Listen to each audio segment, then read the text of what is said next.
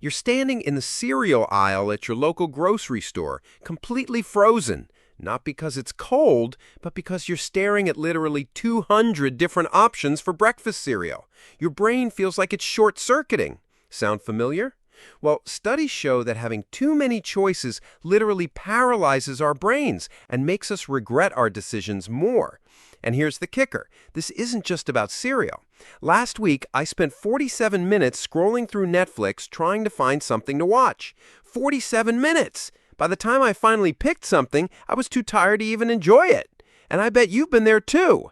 We live in a world where you can choose between thousands of TV shows, hundreds of potential dates on apps, and don't even get me started on trying to pick a restaurant when you're hungry. The crazy part? All these choices are supposed to make us happier. More freedom equals more happiness, right? Wrong. Back in the day, psychologist Barry Schwartz dropped a truth bomb that changed how we think about choices. He called it the paradox of choice. The basic idea is mind-blowing in its simplicity. While having some options is definitely better than having none, there's a point where more choices actually make us miserable. It's like our brains have a maximum capacity for decision-making, and modern life is constantly pushing us way past that limit. Think about your grandparents for a second. When they went to buy jam, there were maybe 3 options: strawberry, grape, and if they were lucky, marmalade. Today, you've got sugar-free, organic, locally sourced, artisanal, small batch jam in 50 different flavors. And here's where it gets interesting. Researchers actually tested this. They set up a booth at a grocery store with jam samples. When they offered 24 varieties, lots of people stopped to look, but only 3% actually bought jam. When they offered just 6 varieties, 30% of people bought jam. That's 10 times more sales with fewer choices. But why does this happen? Your brain is basically running on the same hardware it had thousands of years ago when your biggest choice was which berry bush looked least poisonous. Now you're asking it to process hundreds of decisions every single day.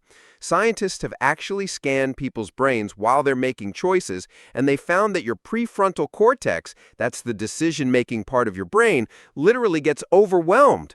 It's like trying to run the latest video game on a computer from 1995. The system crashes. And it's not just about the number of choices. It's about what psychologists call maximizers versus satisficers. Maximizers are people who always want the absolute best option. They'll spend hours researching the perfect restaurant, reading every review, checking every menu. Satisficers just want something good enough. They'll pick a place that looks decent and move on with their lives. Guess who's happier? The satisficers, by a long shot. The maximizers are constantly stressed, always wondering if they could have made a better choice. This whole phenomenon is exploding in the dating world. Your parents probably met at work or through friends, maybe a handful of potential partners in their social circle. You've got access to literally thousands of people on dating apps. Swipe left, swipe right, endless possibilities. But instead of making it easier to find love, it's created this grass is always greener mentality. People are less likely to commit because what if someone better is just one swipe away? They call it FOBO, fear of a better option. It's paralyzing relationships before they even start. The corporate world figured this out way before we did. Ever notice how Apple stores are super minimalist? They don't give you 50 laptop options. They give you like 4. MacBook Air or Pro, 13-inch or 16-inch. Done. Compare that to trying to buy a Windows laptop. You'll find hundreds of models with slightly different specs, and you'll probably leave more confused than when you started. Apple makes billions by understanding that people are happier with fewer, better choices. Netflix knows about this problem too.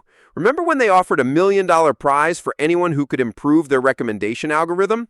They're desperately trying to solve the paradox of choice because they know that if you spend too long browsing, you might just give up and close the app. That's why they created features like Play Something, basically admitting that choosing is so hard they'll just do it for you.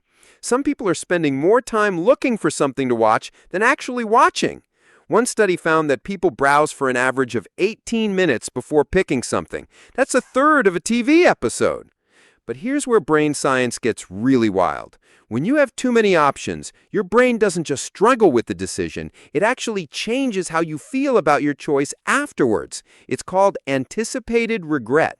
Even if you pick something great, you're haunted by all the options you didn't choose. What if that other restaurant was better? What if you should have swiped right on that person? This regret is so powerful that brain scans show increased activity in the amygdala, the part of your brain that processes fear and anxiety. You're literally stressed about choices you didn't even make. The numbers are mind-blowing when you look at modern life. The average American makes about 35,000 decisions per day. Your brain is making choices from the moment you wake up. What time to set your alarm, what to wear, what to eat, which route to take to work, which coffee to order. And these aren't just simple yes or no decisions. The average Starbucks has over 80,000 drink combinations. 80,000 for coffee! Here's the really twisted part. All these choices are actually making us more anxious and depressed. Researchers found that countries with the most freedom and choices also have the highest rates of anxiety and depression. It's completely backwards from what you'd expect. More freedom should equal more happiness, right? Instead, we're drowning in options and feeling worse than ever. So what do we do about it? Well, some of the smartest people in the world are already hacking this system. Barack Obama and Mark Zuckerberg are famous for wearing basically the same outfit every day.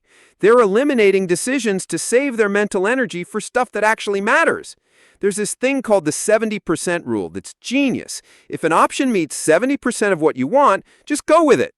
The relief of having made a decision will bump your satisfaction up to 80%, and over time, you'll be even happier with your choice. Another trick is to set limits before you start choosing. Give yourself 5 minutes to pick what to watch. Look at 3 restaurants maximum. Swipe on dating apps for 10 minutes, then stop. Your brain will thank you. Some people are even doing what they call choice diets, deliberately limiting their options in certain areas of life, like only shopping at one grocery store or only eating at restaurants within walking distance. The future might actually look a lot like the past, but smarter. Streaming services are experimenting with channels that just play content, like old-school TV, but personalized to your tastes. Dating apps are adding features that limit how many profiles you can see per day. Subscription boxes are booming because people would rather have someone else choose their clothes or meals. We're basically paying companies to reduce our choices, and honestly, it's working. What's really fascinating is that once you understand the paradox of choice, you can't unsee it. You'll notice it everywhere, in your closet full of clothes but nothing to wear, in the 47 browser tabs you have open right now, in the endless scroll of social media. But here's the thing, recognizing it is the first step to beating it.